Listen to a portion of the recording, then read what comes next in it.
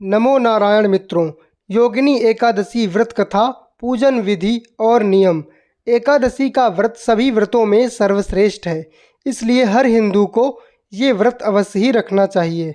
योगिनी एकादशी का महत्व। योगिनी एकादशी का व्रत भगवान विष्णु को प्रसन्न करने के लिए बेहद शुभ फलदायी माना जाता है।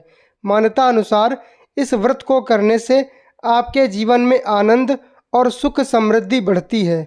इस व्रत को करने पर 88,000 ब्राह्मणों को भोजन करवाने के समतुल्य फल की प्राप्ति होती है। इस व्रत को करने वाले के लिए मोक्ष की प्राप्ति का मार्ग सुगम होता है।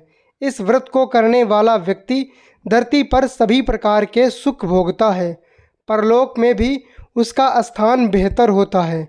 योगिनी एकादशी का शुभ मुहूर्त। एकादशी तिथि 13 जून मंगलवार को सुबह 9:28 पर आरंभ होगी और यह तिथि 14 जून को सुबह 8:48 पर समाप्त होगी। उदया तिथि की मान्यता के अनुसार योगिनी एकादशी का व्रत 14 जून को रखा जाएगा और इसका पारण द्वादशी यानी कि 15 जून को होगा। पूजा विधि। योगिनी एकादशी का व्रत 14 जून बुधवार को रखा जाएगा। बुधवार को सुबह जल्दी उठकर स्नान कर लें और पीले वस्त्र धारण करें। लकड़ी की चौकी पर पीले रंग का कपड़ा बिछाएं और उस पर भगवान विष्णु और माता लक्ष्मी की मूर्ति स्थापित करें। उत्तर पूर्व दिशा की तरफ गाय के घी का दीपक जलाकर रखें। हल्दी से भगवान को तिलक लगाएं और तुलसी दल चढ़ाएं। पीले रंग की मिठाई से भोग लगाएं। योगिनी एकादशी व्रत की कथा पढ़ें और आरती करके पूजा करें। अगले दिन द्वादशी तिथि को ब्राह्मण को भोजन करवाकर व्रत का पारण करें। व्रत की कथा। भगवान श्री कृष्ण ने योगिनी एकादशी व्रत कथा कुछ इस प्रकार से सुनाई थी। स्वर्ग के अलकापुरी में कुबेर नाम का राजा था। वह शिव भक्त था।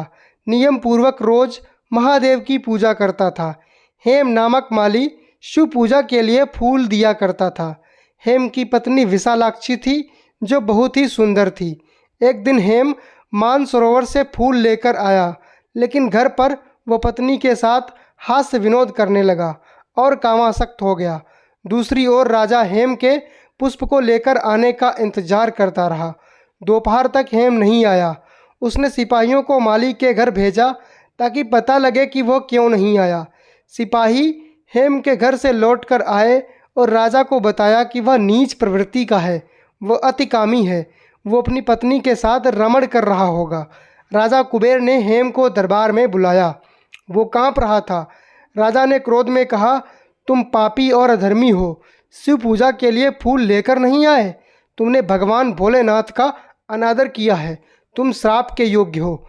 राजा ने हेम को श्राप दिया कि वह पृथ्वी लोक पर जाकर कोढ़ी होगा और पत्नी का वियोग सहन करेगा। श्राप के कारण हेम तुरंत ही स्वर्ग से धरती पर गिर गया। पूरे शरीर में सफ़ेद कोढ़ हो गया। उसकी पत्नी भी कहीं गायब हो गई। धरती पर उसने बहुत ही दुख भोगे। जंगल में वह बिना भोजन और पानी के भटकता रहा। रात में सो नहीं पाता था। शिव कृपा से उसे पिछले जन्म की बातें याद थीं। एक दिन वह मार्कंडेय ऋषि के आश्रम में पहुंच गया। उसने मार्कंडेय ऋषि के पैर पकड़ लिए। उसने अपनी पूरी कहानी उनको बताई।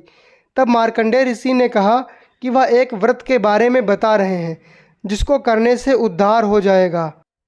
उन्होंने कहा कि यदि तुम आषाढ़ कृष्ण पक्ष की एकादशी का व्रत विधि पूर्वक करोगे तो पाप मुक्त हो जाओगे। हेम ने मार्कंडेय ऋषि को प्रणाम किया, फिर वहाँ से चला गया। जब आषाढ़ कृष्ण एकादशी आई तो उसने ऋषि द्वारा बताई गई विधि के अनुसार व्रत किया। भगवान विष्णु की कृपा से उसका कोढ़ ठीक हो गया और वह अपने पूर्ण स्वरूप में आ गया।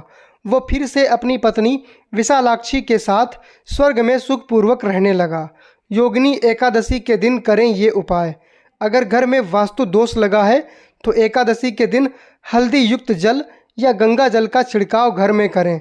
इससे वास्तु दोष दूर होता है। इस समय ओम नमो भगवते वासुदेवाय इस मंत्र का जाप करें। इस मंत्र के प्रभाव से नकारात्मक शक्तियाँ दूर हो जाती हैं। अगर आप भगवान विष्णु को प्रसन्न करना चाहते हैं तो योगिनी एकादशी के दिन तुलसी माता की पूजा अवश्य करें। जगत के पालनहार भगवान विष्णु को तुलसी माता अति प्रिय हैं, अतः उनकी पूजा करने से भगवान विष्णु शीघ्र प्रसन्न होते हैं। ऐसे साधकों पर भगवान विष्णु की विशेष कृपा बरसती है। धार्मिक मान्यता है कि पीपल के वृक्ष में लक्ष्मी नारायण का वास होता है। साथ ही अन्य देवी देवता और पितृ भी पीपल के पेड़ में निवास करते हैं। अतः योगिनी एकादशी के दिन पीपल के पेड़ की पूजा अवश्य करें। पीपल के पेड़ को जल का अर्घ्य दें। साथ ही घी का दीपक जलाकर आरती करें। इससे घर में सुख और समृद्धि बनी रहती है। एकादशी के दिन क्या न करें? एकादशी के दिन चावल या चावल से बनी किसी भी चीज़ का सेवन कदापि न करें।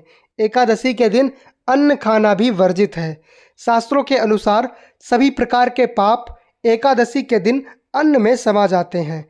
इस दिन अन्न खाने से हमारे खाते में बिना किए हुए पाप भी लिख दिए जाते हैं। हाँ, इस दिन फल, मेवे, आलू का हलवा आदि खा सकते हैं। जय श्री लक्ष्मी नारायण।